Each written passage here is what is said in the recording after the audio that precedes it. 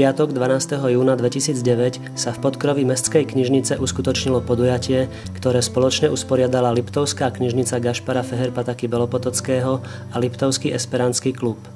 Účelom tohto podujatia bolo predstaviť básnika z Liptovského Hrádku Ivana Šobáňa a jeho tvorbu. Ivana Šobáňa ako človeka, ako básnika poznáme mnohé roky.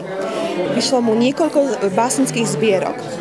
V Hrádku ho samozrejme všetci poznajú, ale v Mikuláši, hoci je naozaj vzdialený len pár kilometrov, pár minút cesty autom alebo autobusom. A už je tu doslova podľa tej svojej prvej zbierky prichádza nepoznaný. Chcela som, aby sa s jeho básňami zoznámilo čo najviacej ľudí a preložila som ich do esperanta.